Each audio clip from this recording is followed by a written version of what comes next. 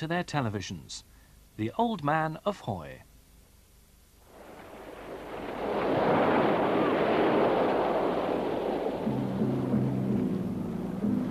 There is a magic about live television.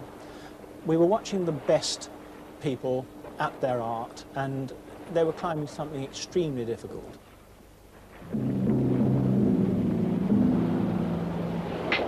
Even now, 25 years later, people who remember it, even though they know nothing about climbing at all. It was really a milestone in television outside broadcast history.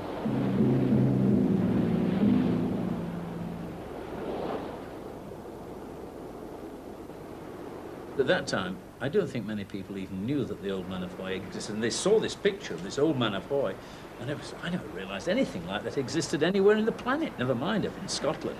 And it was so new, and it was so fresh, and so incredible. And there was this thing sticking out of the sea, just seemed, oh my goodness, where did that come from? Has it always been there? Did they build it? It must have been the BBC that built it.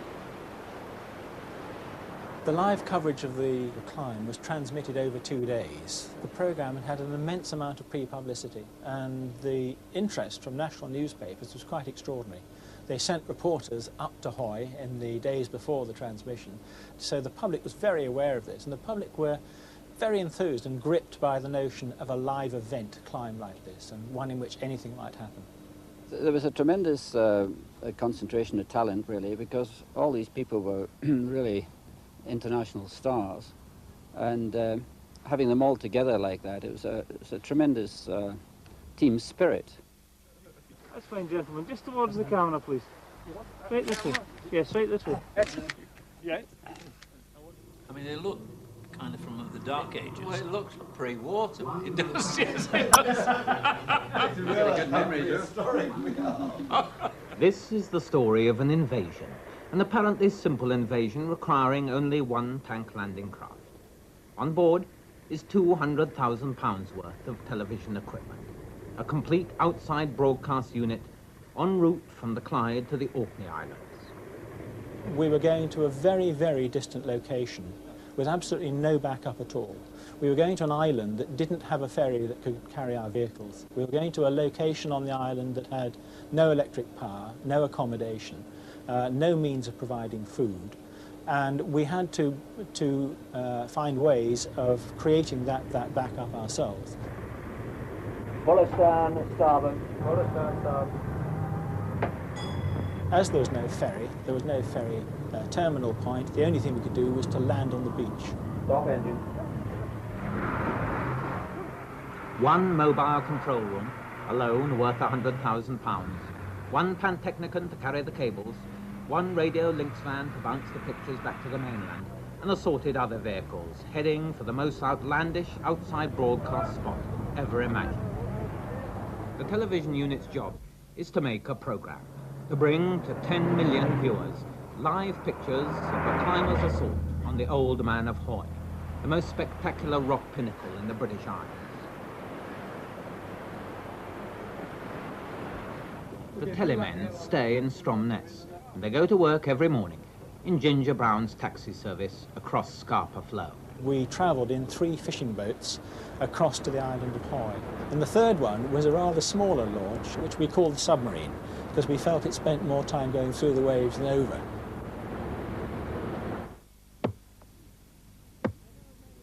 Two miles from the Old Man, a platoon of the Scots Guards sets up base camp. Accustomed to the jungles of Malaya and Borneo, this is for them an exercise in living in the remote parts of their own land.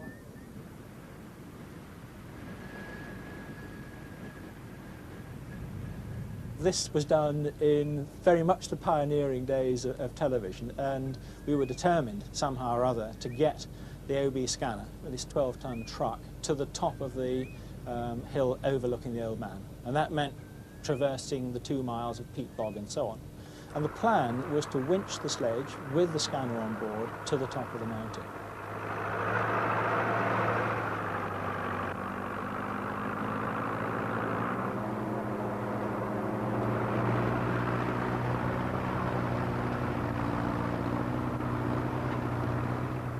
This porridge cannot possibly support the weight of a mobile control room. so every piece of equipment has to be de-rigged and manhandled onto the sledges.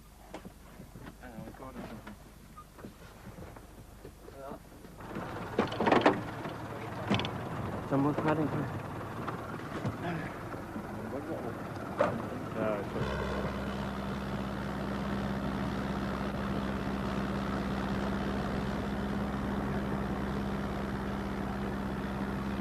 And when the slope becomes too steep for the tractors, the sledges are hauled up by wire. 30 tons of equipment in half-ton loads, 60 loads in all.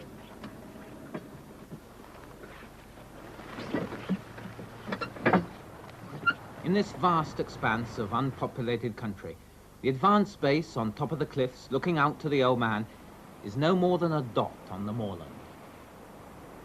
Having set everything up in the tent, we came back 2 days before the transmission, early in the morning. It was a moment of near despair as we walked over the top of the crest of the hill, and suddenly the silhouette of the tent was no longer there. There was just a heap of flapping canvas. And, I mean, it really was heartbreaking. A westerly gale blowing in from one of those Icelandic depressions has ripped down 2 marquees, shredded a third. Somewhere here, there is £100,000 worth of delicate electronic equipment. There'd been very heavy rain, and so all the equipment was full of water. So we had to take it out of the ruined tent, get another tent, set it all up again, use hair dryers and fans and anything else to dry the equipment. And that really was an immense problem to us, and we almost felt that we weren't going to get on the air. We just didn't know if we could get it to work again. The threads go the different way, you know. No, well, they can't do it. It's impossible. There was a tree, a rare tree, a rattling tree. Untangle the cables, pull out the plugs, move it all to another site, and still meet tomorrow's deadline. Down in the valley, oh. It was a branch, a rare branch, a rattling branch. Tree and the bog down in the valley, oh. Rattling bog about down in the valley, oh. Rare bog, rattling bog about down in the valley. I see you sing it, I see you work. The climbers must train. Target for today is this mini pinnacle, only just over 100 feet high, and there is only one way to it.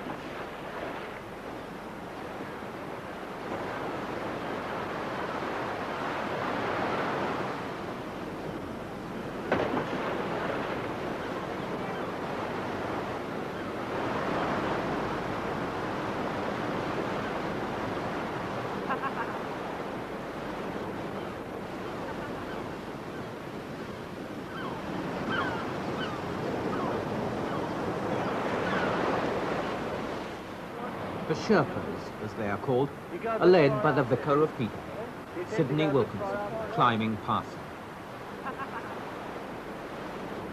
Sidney was a sheet metal worker in Eccles who went to a revival meeting and learnt that angels, if you pray, angels will actually save you. And he was stuck on this crag and was about to fall off, soloing, huge crag, and he prayed for the first time in his life, and sure enough the angels turned up and held him on. And forever afterwards, he climbed always with 2 angels behind him, which was why he was a terribly dangerous climber. But he never fell off.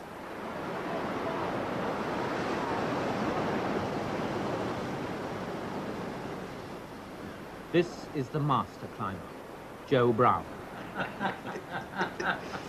Hey, well, don't let it go too fast. Oh, the boys march at dawn from the south to the north, led by Kelly, the boy from Kip. Hey? I'm just singing to keep me pecker up.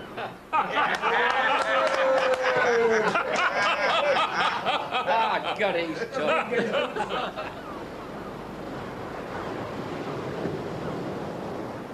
Joe Brown, the greatest rock climber in the world.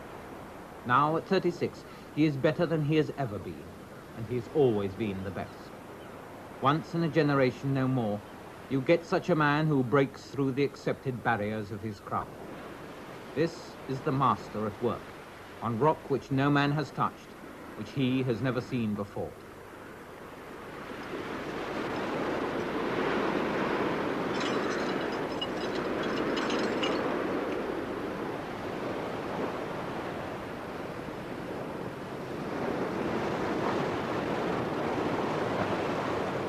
There's a bloody great rock here that I want to get rid of.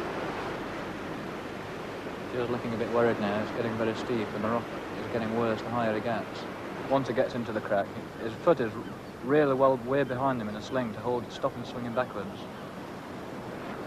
As soon as he gets, it's coming back now. And as soon as he can get into the cracks in the corner, it's more or less cracked out. They're right in the corner now, into the cracks. And he's looking much more comfortable. He's now looking for some protection to protect the last 10 feet. If they fall off now, it'd really go a horrible long way.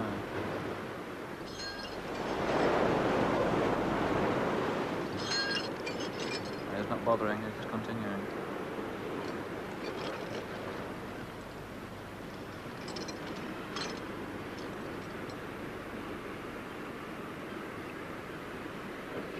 Well, that's just about it now. Joe's castle is only a mini pinnacle, a quarter of the size of the Old Man of Hoy. Tomorrow, it will be the old man's turn.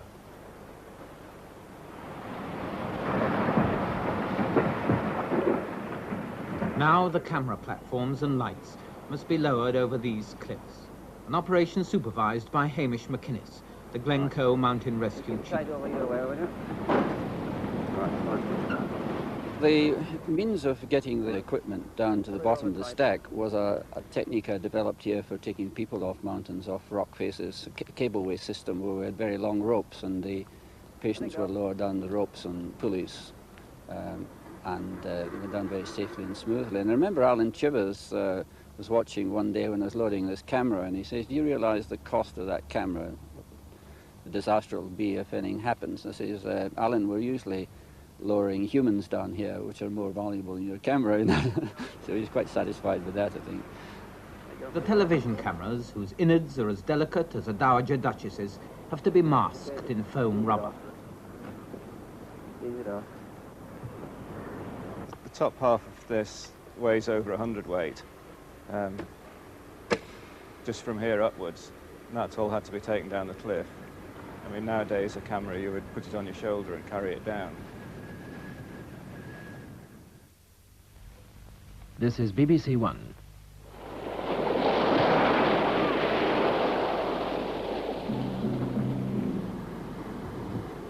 Nowhere around our shores is there a greater challenge to the spirit of the mountaineer than this, the most awesome pinnacle in the British Isles. Long regarded as utterly unscalable, the Old Man was climbed for the first time last year. Today, with a gale blowing out of the west, two members of that pioneer party, Chris Bonington and Tom Patey, will attempt their original route. On the east face, the solid white line here, and then there are two more routes going to be attempted. The one on the far left, the dotted white line, which wends its way across the south face. This is a virgin route. Most of it has never been climbed before. And Joe Brown and Ian McNaught Davis launched their assault up this line. The central route, straight up the southeast arête, is also virgin.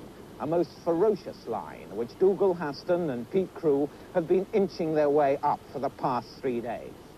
First, we look at the south face. Somewhere there are 4 climbers, 4 radio cameramen. There you can see the radio cameraman on the gallery. Above them, another party of radio cameramen. And at the top of the picture, in the center, Joe Brown inching up a flake. And to his right, there is Dougal Haston on that southeast arête. First, we go to Joe Brown, 36 years old. In 1955, he climbed Kanchenjunga, over 28,000 feet, the 3rd highest mountain in the world. He's just clipping in. He's prepared this section of the route, just the very bottom part. There we can see our radio cameraman shooting straight up at him. Rusty Bailey with a beard, who holds the radio camera, and behind them with the glasses, Ian McNaught Davis. He's 37 years old, a Yorkshireman, now the general manager of a computer company in London. God, I haven't progressed. 25 years and still doing the same job. And on the right, there's Dougal Haston on the southeast erect. This really is a most tremendous route, which he and Pete Crew have been bashing their way up, and I don't think there's any other word for the past 3 days.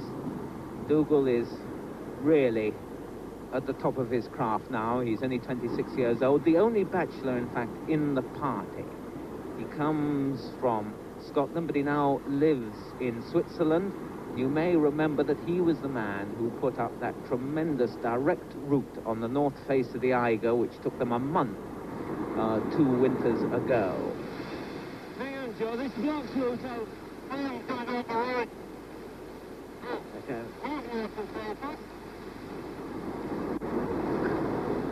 The Ile de Hoy climb happened very early on in my career, and I was a very young director within the events department at the time. Two radio cameras. Well, say we put the two radio cameras Well, together, side by side, and put the ICU separately. Good heavens, now I remember. That's Gilbert. Yeah, it's Gilbert. Oh, it's Gilbert. Ridiculous couple. Getting the television pictures and sound off the Old Man of Hoy and back down to Glasgow and hence to London and to all the viewers was exceedingly difficult. And whereas we do that nowadays by using one satellite, what we would term one hop in terms of bouncing the signal from the start point to the BBC's main centre, it was done with 8 separate microwave links, and the transmitters had to be in line of sight of each other. Therefore, there were 8 transmitters and receivers put on the highest mountains between Hoy and Glasgow, and the signal was sent from one to the other. Yeah. My God, this flapping's going to be a problem, isn't it? Yeah. Well, on an open mic, if it's in vision, we're going to get the flapping from his tent, and we won't hear that because we'll be listening to the flapping in our tent. We did take really quite a lot of risks, and I think many of us were really quite concerned as to just how much of it was going to work. One of the problems we faced with climbers on the cliff was trying to work out how we could put microphones on them so that we could hear them describe for us and the viewers what was happening. Can you hear me now? Yes, I can. Right, and this is the hardest move on this pitch, I think. I've got to somehow turn round here, and I've only got a rather bad ham jam it right inside the crack, and I've got to swing right out. It's quite heavy looking move by the look of it, and get myself cocked right up, trying to just bang my head then, and I can now, I hope, straighten up. The problem was that the distance between the transmitters and the receivers was such that we were right on the edge of the technology. Pete, what sort of progress did you make this morning? Hello, you trying to get me, Chris? I was. Yeah, there's a little crackling. Dougal, can you hear me? No, unfortunately, he's so tied up there that he's affecting his radio mic. We used 4 cameras for the programme. There was one at the top of the cliff overlooking the top of the Old Man, because it was obviously essential to be able to look straight across at the victorious climbers when they got there, on the basis that we believed they would eventually get there. There was one third the way down the sea cliffs looking at the Old Man of Hoy. There was a third camera about a third the way up from the beach, and that was a key camera for the earlier part of the climb. It was also able to look up fairly diagonally and give quite good dramatic shots looking up behind the climbers. And camera 4 was on the beach, giving us probably the most elegant, stunning shot of the Old Man silhouetted against the sky.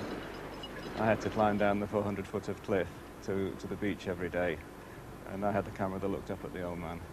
I was as tight as I could get with the zoom lens. I'd probably have a climber in, but I'd see all the climber. I wouldn't be able to get close enough in those days to see details. All the details were taken by the climbers who were actually on the Old Man carrying cameras. The most important additional cameras were the 2 radio cameras, and they are about the same size as the sort of handheld cameras you see used for news nowadays and often see at sporting events, but they had a second man with a backpack which carried the transmitter. The radio cameras were in a sense a development of industrial television cameras, so they didn't have the resolution and quality of the big outside broadcast cameras, but they were vital to us because they were the only things that we could get onto the face of the old man. Well, here we go. Way out into space. Let's hope Chris has fixed that hope well up above. We took the value judgment that the closeness to the climbers and the drama that they could bring to the viewer more than justified the less good picture quality, and I think we were right. Chris, we can see down on you now from Hamish McInnes's radio camera. Ah, yes. A most magnificent view we had just then of the sea below you. You're pinned almost there, above what now a 250-foot drop. Don't Yes. you have a fear of heights at all? I don't have one normally on rock. I have I think it's a practical one. For instance, if I'm leading a pitch and I've got no running belays at all, and I know I will fall 100 feet or more if I come off, I'm very afraid. This is a bit awkward, actually. Well, don't talk if it's awkward. I'll stop just for a second until I've got some decent holes again. Joe Brown, just directly above him, Dougal Haston. Can you take it tight in the rope while I go down for this pin? Dougal, you've been on this 2 days now, but that really is a comparatively short time to your 30 days on the Eiger. Yeah. What drives you to attempt these sort of routes? I just like finding out what makes myself tick. And this is a good way of doing it. When you drive yourself to the limit like this, you really get to know something about yourself. You learn the limits of your physical and mental endurance in really difficult situations.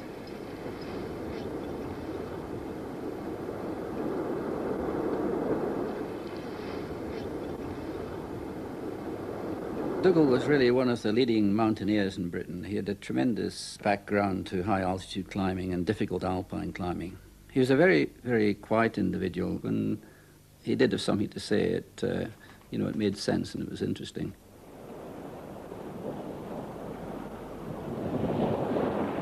It was getting late. The men on the new routes were, of course, making slower progress and looking for somewhere to spend the night. This old man gives a climber the same feeling as a major alpine route, a sense that once launched on the rock, he is committed to it. Joe Brown and Ian McNaught Davis found their bivouac site on the southwest arête, at a place where the elements have carved a great bite out of the rock. Joe, how comfortable are you there?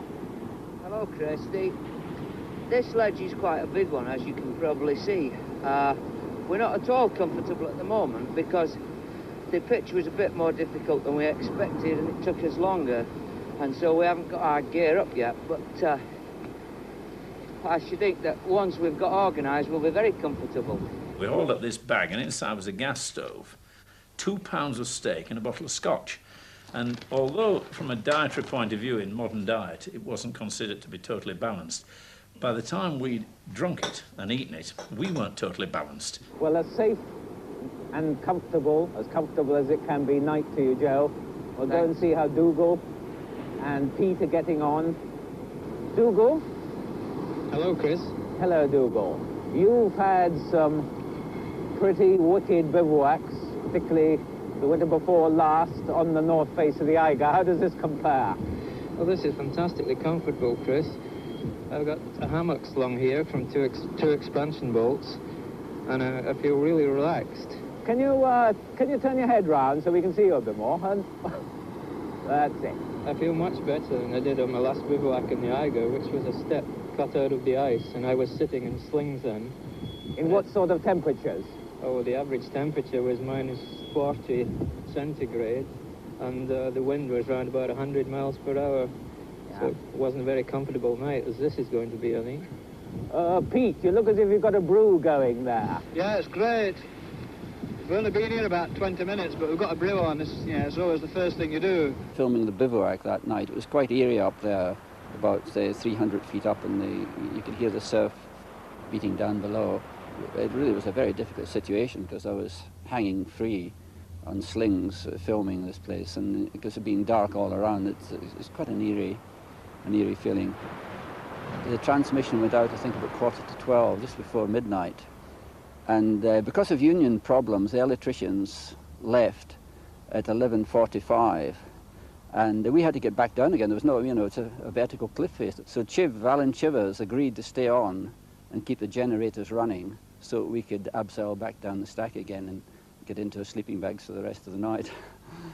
I remember staying until everybody else had gone, which was normal. I mean, if you were in charge of the thing, you didn't dash down to the pub until all your boys were safe. It was a wicked night. A gale was blowing in from the west with intermittent rainstorms. But by the morning, they were all climbing again. Ah. Mac? Hello, Chris. Ah, I'm reading you loud and clear. This sounds a very harrowing night you had. Well, it was... I was bitten by this bird, and I woke up and said, Joe, the birds are attacking us, and he was lying fast asleep on his back with his mouth wide open. And I thought if I watched long enough, I'd see one of them puking it. So I did, but fell asleep again. But as Joe said, it wasn't... Strangely enough, although it rained a lot, we were able to keep dry because we were right under these overhangs. What a place. It's just like climbing over a stack of gigantic dinner plates, all of them cracky and crumbling. And with this rucksack on, you can't get into the crack. You're leaning right out. Is the rock very bad? Yes. It's sort of stuff that will break off with half my weight.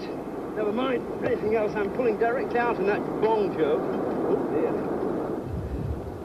Oh, that was something that crumbled under my feet. You see, as soon as you get above the overhang, you can't see what your feet are on, and things just crumble and crack away. I'm relatively secure, though, with the master up there giving me the old G-sharp. I didn't think there was very much possibility of us not being able to get up. Did That's you? because you were leading. Well, yeah. I mean, I would have felt very insecure if you had. I don't think I'll ever forget last night. I suppose some people ask when you've got the opportunity of staying in a hotel why you do it. Well, I suppose the answer is it's memorable. You don't forget it very readily. Pete, can you hear me? Yeah, just a minute. Okay, go on. What sort of a night did you have? Sorry? What sort of a night did you have? Well, it wasn't too bad. We were fairly sheltered from the wind. Yeah, we were really warm. But yeah, we couldn't complain, really. What sort of standard of climbing compared to other artificial climbing that you've done is this arête? This whole arête is some of the hardest artificial I've ever done. You can't get pegs in properly, and even the bolts that you put in don't hold very well because of the friability of the rock. Yeah. Thank you, Dougal. They've been at work on this all morning. This is very sophisticated, very modern mountaineering, frowned on by the old school, who call it just mechanical climbing, but it requires tremendous strength and patience and, of course, skill. You've got to keep a very cool head so that you don't get various ropes and slings fouled up. Dougal, if it's not too difficult, can you explain exactly what you're doing now? Yes, I'm just moving up onto the next piton, and my job in this pitch is to take out the pitons that Pete has put in, which is sometimes more difficult than actually placing them, because often they're driven in such a way and in such awkward positions that you have to lean back and get into all sorts of contortions to try and get them out. You could see that Pete Crew is well out from Dougal. It shows the overhang. Pete Crew at the top of the picture, in the white, Dougal in the dark clothes. You must get a lot of criticism from the older school of mountaineers who say that this artificial climbing is no more than steeplejacking. It depends on, on the people who you're talking about. I mean, some of the older school realise that, we've got to make advances in climbing just the same as they did. Yeah, but sort of 30 years ago, people were criticised for using techniques which were then considered modern, but are now considered completely normal. Each generation of climbers have got to progress, and yeah, this is our way of progressing. Yeah. Well, this is real good old-fashioned climbing. There's not much to hold on to, but I'm pressing up with my left hand now. I've got a reasonable jam to my right, and it's all by a kind of counter pressure. Once again, I can use a counter pressure again, this time with my right hand, and I can just push my right feet up high onto quite a good ledge. I'm just using what the rock has to offer me to work my way up. It's a hard move here. I got to get my left foot right up, almost by my thigh. I'll push up once again, I think, with my left hand. That's it. I'm right. Oh, I'm off balance. Still, I'm all right. Good. Well, we'll go across now and see how Mac is getting on. It's coming round the corner. There's Joe Brown on the right. McNaught Davis coming across now. Hello, Mac. Hello, Chris. Can you hear me? I can, loud and clear. It's a very funny position, is this. Your feet are on big holes, and your hands are on big holes, but you're leaning right out of balance. Joe, you go under this thing. You go under it. It's... there is literally nothing between us and the ground. What's your rock, Matt? Hello? Is your rock...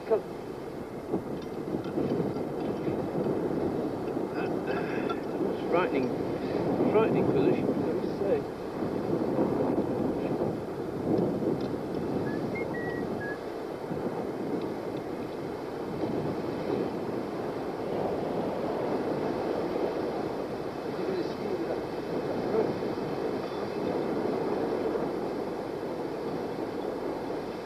Balanced on the very prow of the southeast direction.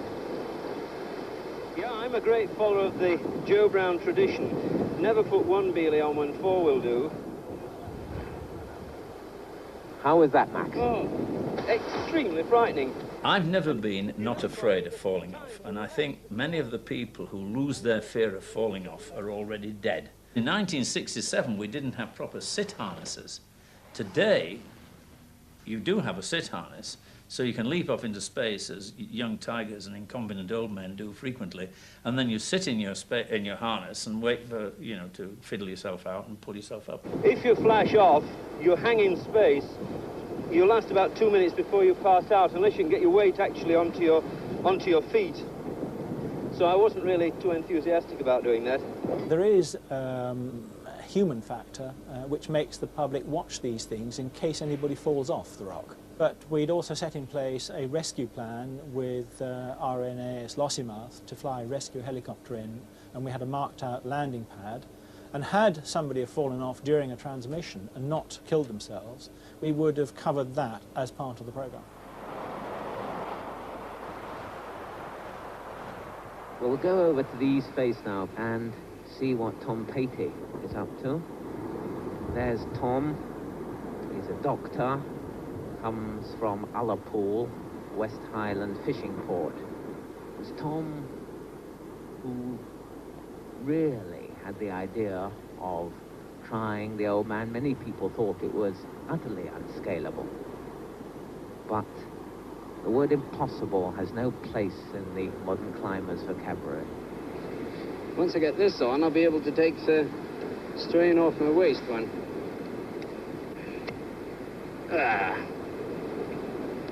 That's it on. Foot in the loop. Though when I straighten up in the foot one, I can push the waist, zoom up the rope a wee bit.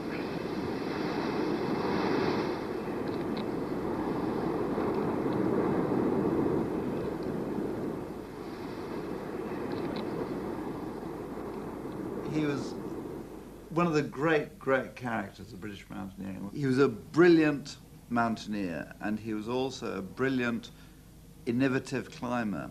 The rope was almost an irrelevance. You know, the main thing about climbing with Tom was his enthusiasm just made every day with him magic, but he didn't get much sleep. He could exist on the smallest amount of sleep I have ever sort of come across in my life. He would drive hundreds of miles, go to a party and climb the following day. And he climbed for fun. The important thing about Tom, everything was enjoyable. There they are. We're looking at the south face. Pete Crew and Dougal, Haston on the edge, over on the left, Joe Brown and Ian McNaught Davis. We shall be back to report their final push to the top at 4:50 this afternoon.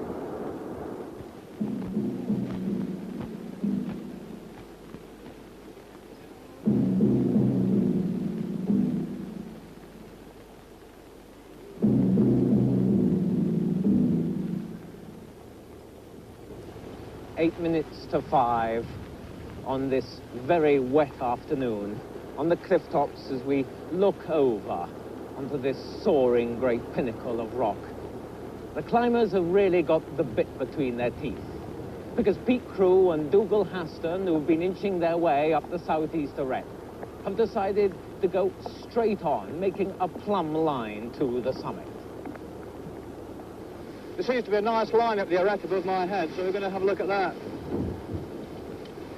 I can't quite see what you call a nice line. It looks, well, frightening. Yeah, we'll have to see when we get there. It's really tiring, this climbing. Yeah, I think both Dougal and myself are getting really tired and fed up of it now. We knew from our audience research and the telephone calls we were receiving in London and Glasgow that the viewers were very much locked into this and were as intrigued as we were to see what would happen. There on the east face, the radio cameraman at the bottom, Chris Bonington on the right. Now we're looking into this final crack with Tom Patey. Chris Bonington. Yeah. Tom seems to be going at a great rate. Well, this is a terrific pitch. It was the one that I led on the first ascent. Though it's very steep, there are good holds and the rock's absolutely perfect. There's everything to hold on to and you can really bomb up it. This is the hardest point on the crack, if I remember right. It's you've got to get a hand jam there. Jamming his hands into the crack. They're vertical holds. You can't get any leverage on a vertical hole unless you put your hand into the crack and then close your fist as much as you can till it just jams there with the rock biting into the back of your hand, and then you can swing on that. It's got no more than 15 feet, I should think. Just about that. It eases off quite a bit there now. You should have no trouble at all getting up to the top from there. Well, we can see daylight through that crack. Well, the whole of this pinnacle on which I'm just below is completely shattered. One can't help thinking that probably one of these days it'll be toppling over into the sea. Let's hope it doesn't do that today. Let's hope so. Just 6 feet to go now, just about, I think. Hello, Chris? Yes. Ah, great feeling. Exhilaration. Ah, magnificent. And there was this cheer in the tent. A triumphant Tom Patey stepped out onto the short grass and the wild flowers at the top of the Old Man of Hoy. And I remember now the shot that zoomed out and revealed him as a speck in the distance on the top of this sheer piece of rock with the crashing waves and the sea below. There's a tremendous feeling of exhilaration up here. It's like being a little satellite suspended out in space. It's dropping away into nothingness on every side. The original route on the Old Man of Hoy, which to us in 1966 seemed absolutely desperate, is now a fairly standard route. It's hard VS, isn't it? Climbed 20, 30 times a season. Chris Bonington here in the final crack. Ah, hello, mate. How are you? Thanks. Oh, that's it. It's great being up. Once the thing's been done, you know, all the unknown quantity goes out of it. It becomes much simpler. No, it's the same. It's like the 4-minute mile, isn't it? I mean, if you don't do a 4-minute mile now, you get a slow hand clap. Yeah. It's amazing how primitive the equipment is. You kind of think, when we did that, we were climbing with the most modern equipment. There was hardly any nuts or any modern protection, no friends for, you know, these expanding things. The things you just take for granted today, and you think, well, I've had these all my life, but they weren't there then. And the scariness of it was partly because of this poor, relatively poor protection that we had compared with what you would get today and take for granted. And the other thing is, of course, they're trained now. I mean, would you have ever gone into a gym and started pumping around like they do today? I used to think standing up and drinking was part of a rigorous training procedure. But the standard of climbing has gone much, much higher. Athleticism, better protection, more understanding, and more gymnastics. It's, as you well know, it's changing to a much more gymnastic sport. But on something like that, when you've got to face up with bad weather, howling gales, pouring rain, loose rock, the full mast start vomiting on you, it's not the sort of thing you get in a closed-circuit climbing competition in the Olympic Games. Perhaps we should have full mast vomiting on the Olympic Game climbers. I think it would be great.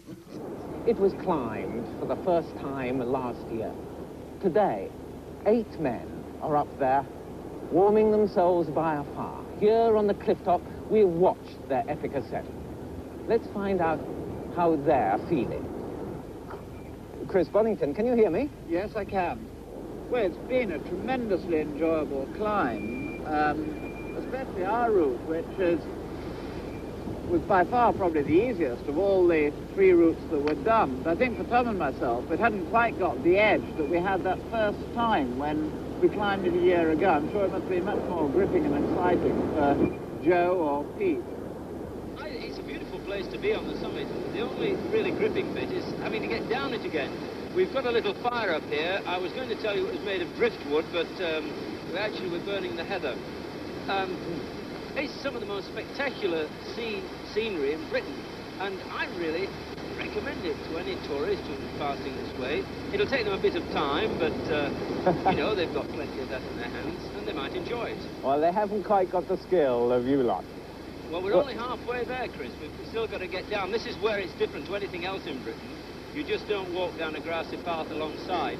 You've really got to go straight down. It's going to take us another hour or 2 to get off. We had to decide who was going to go down this rope, which looks highly dangerous, and you know, it's the sort of thing you could easily throw your life away. It looked highly dangerous, and we did it, the 6 of us on the summit, in the way that any other democratic organisation would. We put it to the vote, and the 5 of us voted for Chris. I can clearly remember hearing on my headphones Joe saying, Chris, the British public know you as the great leader of this and that. You've got to do it. Oh, you manoeuvred him into it. You did. No way. There's no way. We would make sure the descender didn't get hot if we even had to pee on it. I was definitely put into a position where there was absolutely no way I could get out of it. Okay, let me go, fellas. Wish me luck.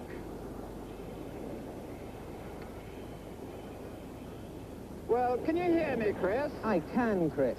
Well, this is a very novel way. You remember you asked me about vertigo earlier on? Yes. Well, I know what it is. I've got it now. Space is below my feet. The most incredible thing is the way the old man seems to taper rather horrifyingly down below me to the ground 400 feet below. I was absolutely petrified. The actual descent was lovely. You suddenly realise from a state of total terror that you were in a very nice, safe situation. And I think that kind of slightly euphoric relief actually came into my verbosity as I went down. The rest of the poor suckers who climbed it are having to go down by the conventional method, which means abseiling down the east face. It'll take them an awful long time, and I'll be sitting down there in our little house at the bottom, eating my jam butties. God. One embarrasses oneself, doesn't one? It looks fantastically spectacular. Don't you wish you were here, Chris? And you could be doing your commentary from this position. It'd be wonderful, wouldn't it? Frankly, no. I think the Old Man Hoy was a natural for television. It's an awesome place, and I think something of that came through to the viewers. The shape caught the public's imagination. Today, as someone who worked in television for 33 years, the only time I ever make an impression, modest as it may be, is when they say, oh, you were connected with the Old Man of Hoy. I can only think it was the shape, the particular team of climbers, and we had a big chunk of luck.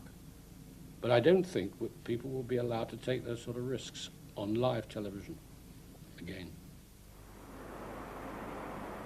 It was a stunning 2 days. When I stepped out of the tent at the end, I couldn't actually stand up. My legs just kind of gave way beneath me, because really, enough was enough.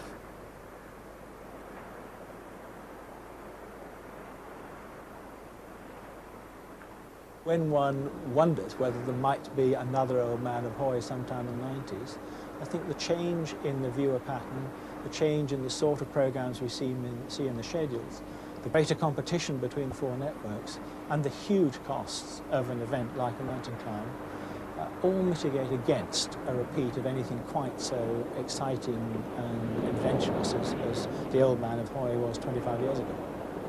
Well, Chris, thank you very much indeed. We must leave you now, and really I can only wonder at your skill and those of your companions, and at the concentration of these men, for the Old Man is a very unrelenting pinnacle. It only needed one lapse, one tiny mistake by any one of these men, and the Old Man would have taken its toll. But this is rock on which only the tigers amongst climbers may venture. From the Orkneys, good night.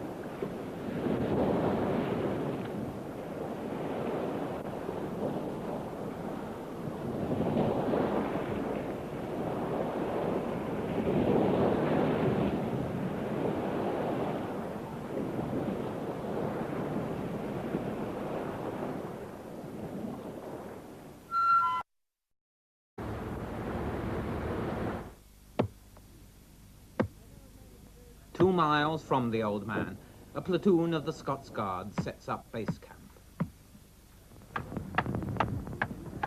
Accustomed to the jungles of Malaya and Borneo, this is for them an exercise in living in the remote parts of their own land.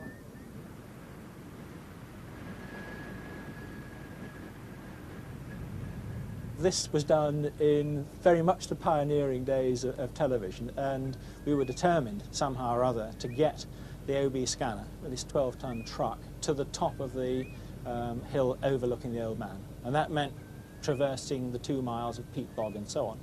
And the plan was to winch the sledge with the scanner on board to the top of the mountain.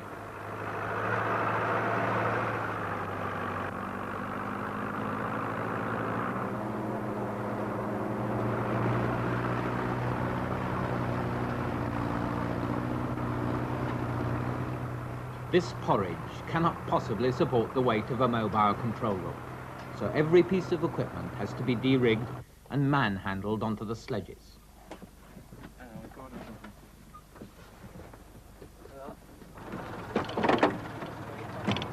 Someone's heading here.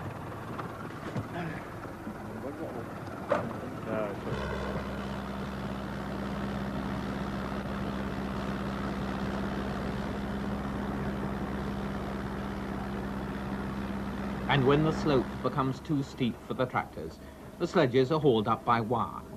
30 tons of equipment in half-ton loads, 60 loads in all.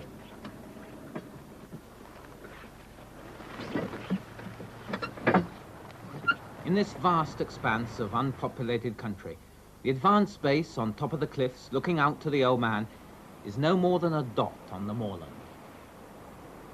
Having set everything up in the tent, we came back 2 days before the transmission, early in the morning. It was a moment of near despair as we walked over the top of the crest of the hill, and suddenly the silhouette of the tent was no longer there. It was just a heap of flapping canvas. And, I mean, it really was heartbreaking. A westerly gale blowing in from one of those Icelandic depressions has ripped down 2 marquees, shredded a third. Somewhere here, there is £100,000 worth of delicate electronic equipment. There'd been very heavy rain, and so all the equipment was full of water. So we had to take it out of the ruined tent, get another tent, set it all up again, use hair dryers and fans and anything else to dry the equipment. And that really was an immense problem to us, and we almost felt that we weren't going to get on the air. We just didn't know if we could get it to work again. The threads go the different way, you know. No, well, they can't do it. It's impossible. There was a tree, a rare tree, a rattling tree. Untangle the cables, pull out the plugs, move it all to another site, and still meet tomorrow's deadline. Down in the valley, oh, it was a branch, a rare branch, a rattling branch. Tree and the bog down in the valley, oh. Rattling bog about down in the valley, oh, rare bog, rattling bog about down in the valley. I see you sing it, I see you work. The climbers must train. Target for today is this mini pinnacle, only just over 100 feet high, and there is only one way to it. To their televisions, The Old Man of Hoy.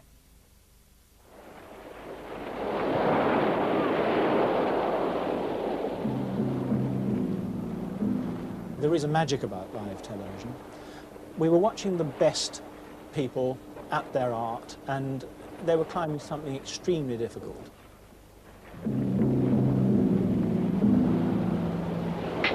Even now, 25 years later, people remember it, even though they know nothing about climbing at all. It was really a milestone in television outside broadcast history.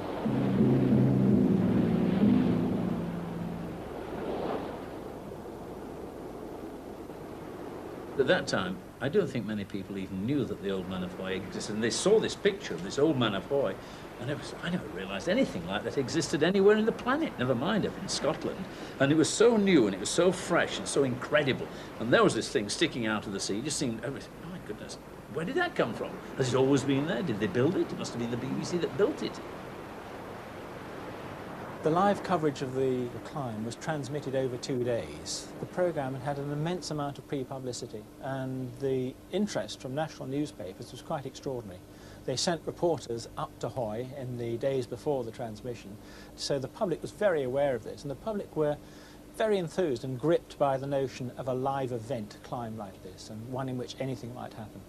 There was a tremendous concentration of talent, really, because all these people were really international stars, and having them all together like that, it was a tremendous team spirit. That's fine, gentlemen. Just towards the camera, please. Straight this way. Yeah, straight this way. Yeah.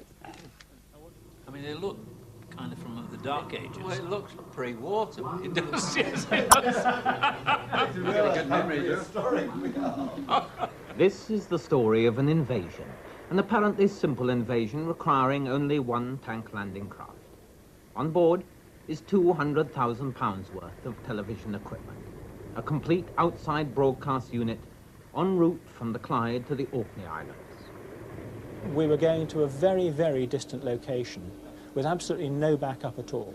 We were going to an island that didn't have a ferry that could carry our vehicles. We were going to a location on the island that had no electric power, no accommodation, no means of providing food, and we had to find ways of creating that backup ourselves.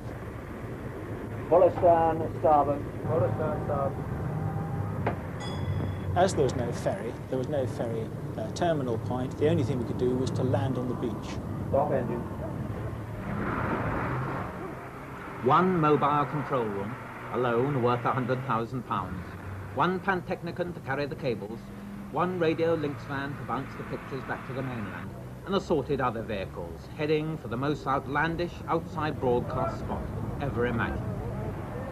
The television unit's job is to make a program, to bring to 10 million viewers live pictures of the climbers' assault on the Old Man of Hoy, the most spectacular rock pinnacle in the British Isles. The telemen stay in Stromness, and they go to work every morning in Ginger Brown's taxi service across Scarpa Flow. We travelled in 3 fishing boats across to the island of Hoy. And the third one was a rather smaller launch, which we called the submarine, because we felt it spent more time going through the waves than over.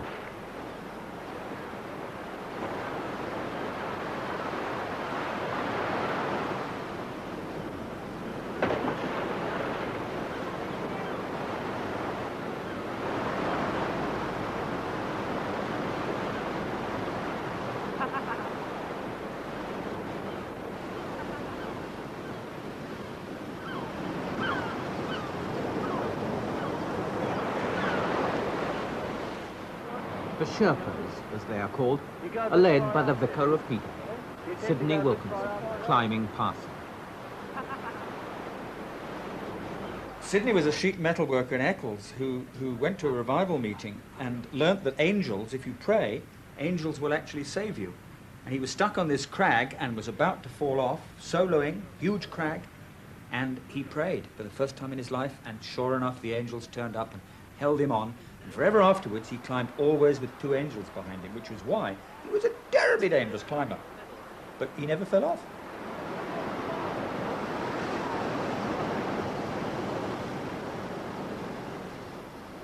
This is the master climber, Joe Brown. Hey, well, don't let it go too fast. Oh, the boys march at dawn from the south to the north, led by Kelly, the boy from Kip. Hey, I'm just singing to keep your pecker up.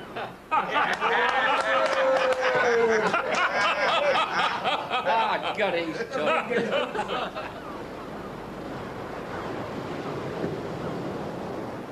Joe Brown, the greatest rock climber in the world. Now, at 36, he is better than he has ever been.